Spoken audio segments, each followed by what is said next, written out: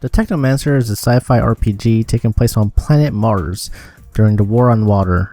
Earth is no longer habitable, and the human race must survive amongst the mutants and creatures that have called Mars their home. You play as the up-and-coming Technomancer Zachariah, who has been trained at a young age to become a fearsome warrior. The Technomancer has a setting and location that is undeniably interesting, but the gameplay mechanics, level design, and quest design leave much to be desired. The Technomancer's story is told through the eyes of Zachariah. There are varying customizable features for you to choose from, but ultimately you can't name your character. Zach is an up-and-coming Technomancer working with the various factions in Ophir. There is a war on water going on, but the game very rarely, if at all, touched upon it. The whole Technomancer school of thought is to find any hope of finding Earth and preserving the secret of all Technomancers. While this is an ambitious ideology to follow, you have to assume one Technomancer is going to fall through the cracks and try to reveal the secrets of the Technomancers. Realistically, the story didn't really grab me. The protagonist wasn't someone I could relate to or cheer for because he didn't have much of a backstory. We never learned what happened to his parents, how he ended up being trained to become a Technomancer, and he never really had any character development throughout the game. He doesn't lose someone he cares about, no major impactful events happen to him, and the ones that have a major story-changing event are the companions.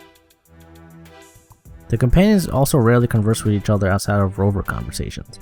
This game has the same problem that Watch Dogs had with its main protagonist. He lacks character development, and the overall dialogue between the companions and the NPCs feel a little bit awkward.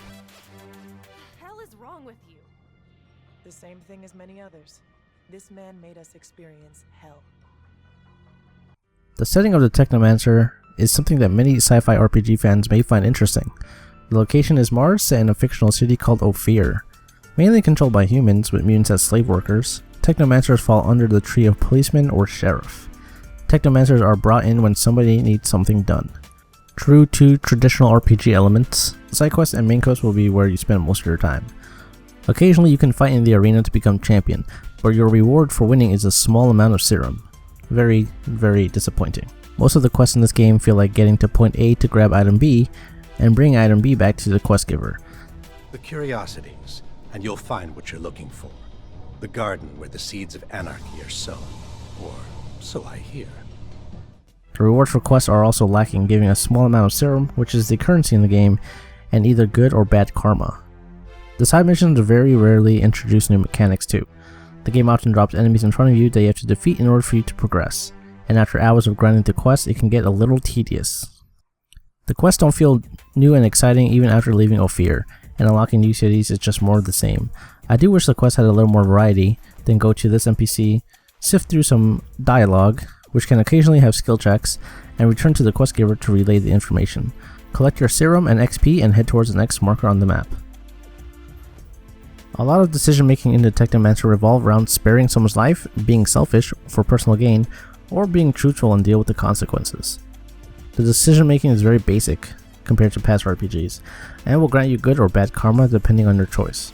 I would have loved to see more tough decisions that involve companions, or factions that litter the cities of Ophir and Noctis. The karma system works as you would expect. Do something a companion or faction dislikes, gain bad karma. Take the side of a companion or help a faction secure weapons, good karma.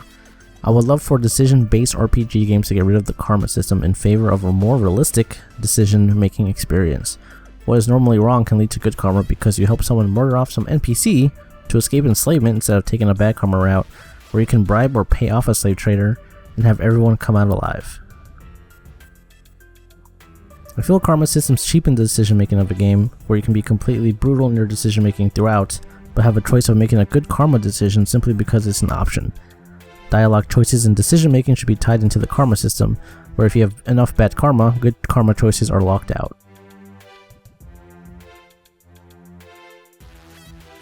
As stated earlier, the Technomancer takes place on Mars, where you have a very limited amount of locations to choose from. The main city hubs are Ophir, Noctis, and Mutant Valley.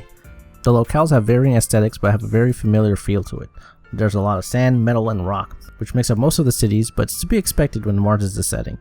Aside from the main hubs, most of the small regions are more of the same. Metal domes, barren wastelands, and a ton of the same loot boxes. My main gripes with the game are the minimum amount of locations that you can visit. I spent half of the game in Ophir, which for a game that took me around 22 hours to beat is way too much. 11 hours of my game time was running up and down the streets of Ophir, trying to complete repetitive quests for XP and serum, that I wasn't using to buy weapons and armor with because you can randomly get good gear from level 3 lockpick chests. Money is better spent on buying recipes to upgrade your current weapons you already have and then recycling them for future use. Merchants were used mostly for buying quest items and upgrading your team. The game did pick up after leaving Ophir because 11 hours of the same city almost made me lose my mind. I feel the beginning is too slow paced and could have used less quests and introduced them later on when we return to Ophir. Noctis and Mutant Valley are more of the same, however, in regard to questing and traversing the area. There's a main leader of the city who gives you quests for the main story, and the citizens inhabiting the city give you side missions. Pretty cut and dry for an RPG game. It took me roughly 22 hours to complete the game with all side missions, companion quests, and main story missions complete. Pretty short for an RPG that's coming out in 2016, don't you think? I think RPGs have evolved enough over the years that 50 hours have become the norm. For a game that is 22 hours long including all quests, I believe that this game can be completed in 12 hours or less just by doing the main story. The beginning of the game dragged on too long and didn't capitalize on using all of the cities for missions. Noctis and Mutant Valley missions had little to do with the cities themselves, and instead required you to revisit Ophir for the 100th time. I would have loved to spend more time in Noctis and Mutant Valley because they were more eye-pleasing and interesting compared to Ophir. Ophir even felt like a ghost town at times with the lack of NPCs roaming the streets. The combat in the Technomancer revolves around 3 different stances. You can specialize in becoming a warrior, guardian, or rogue. The Technomancy skill tree can be tied into all 3, which can make combat interesting depending on what you want to build towards. Warriors wield staves and have an AoE attack and disrupting attack. Probably the strongest class in the game when the Berserker skill is unlocked. The Guardian class is based off of a tanking stance. You wield a shield and a mace, which lets you parry and block damage. I didn't play the Guardian class too much because the shield and mace didn't interest me, but judging by the abilities, it mitigates a ton of damage. My favorite of the 3, the Rogue, lets you wield a gun and a dagger. The dagger allows you to poison enemies along with having good crit chances, and the gun allows you to disrupt enemies and even occasionally knock them off their feet. There are a total of 12 active skills in the game that can be unlocked, including the Technomancer tree. I found the Technomancer skill tree to be very lackluster in terms of killing potential due to late game enemies being resistant to electric damage. The skills that I got the most value out of were the magnetic shield and the electric fists. You can also pause combat and give companions orders, but I found myself not even using them because they're more of a hindrance. Hotkeys let you fire off abilities as they come up, and giving companions orders didn't really improve how bad they were in combat. Oh yeah, did I mention how bad companions are in combat? Giving them offensive or defensive orders didn't matter much because they opted to sit there and take a beating while the AI wailed on them. They have abilities similar to their own because occasionally I would witness Andrew or Nisha using Technomancer and Rogue abilities. If they allowed you to control the combat similar to Dragon Age or Mass Effect, it would have made combat more enjoyable. Using companion abilities and having them synergize with your own would have led to more engaging fights and having that overall feeling of fighting in a group. Most of the time you're outnumbered and fighting 1 on 8 because your companions are dead on the ground, which they only revive after combat is over.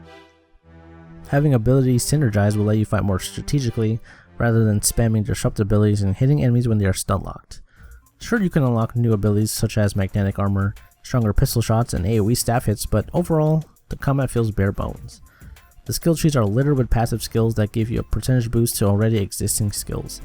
Not very interesting to say the least. I found myself spamming kicks in Berserk late game because enemies simply didn't take enough damage from the Rogue's poison damage over time, or the Technomancer skills because of their lackluster damage. Disrupting an enemy is very satisfying however, and KOing at multiple enemies with the Warrior is fun as hell. But the combat could use more skills and varying fighting styles to add more variety. Enemies as well become repetitive at the end because you fought one, you fought them all.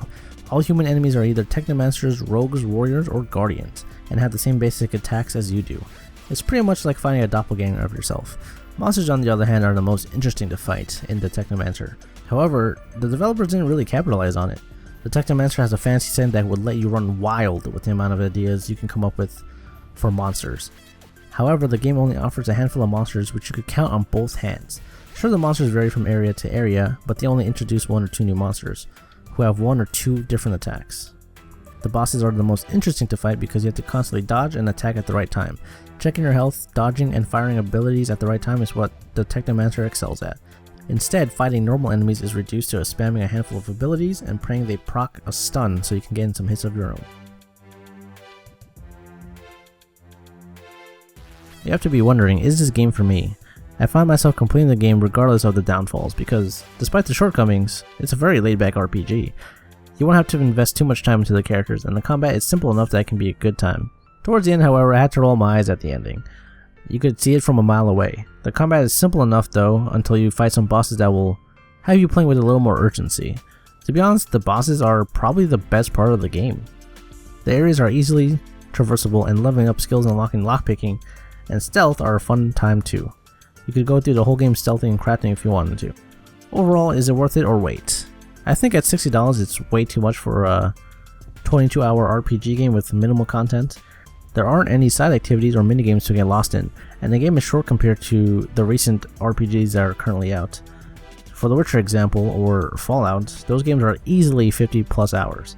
I think picking up this game on sale or on a discount is probably your best choice. The Technomancer does have a lot going for it in terms of setting and gameplay. With a bit more polish and attention to detail, I could see the series becoming a cult classic. It kind of reminded me of Mass Effect 1, where the animations were a little janky, the combat was a little rough around the edges, but overall you enjoyed the game for what it was. I believe the Technomancer has the right structure in place for a successful franchise, if they choose to make a sequel. However, the Technomancer needs more areas, more unique combat skills and abilities, and a story that is both intriguing and gripping. So my overall verdict is to wait and pick up this game on sale. If you're looking to sink your teeth into an RPG that is both light on dialogue and story, the Technomancer might be for you. So I want to thank you guys for watching this review. I hope you guys had enough information to make your own decision whether the Technomancer is for you. Thanks for watching. I'm saying this, but I think I love you. We're together for the long haul, so you're stuck with me, kid. Amelia, I love you.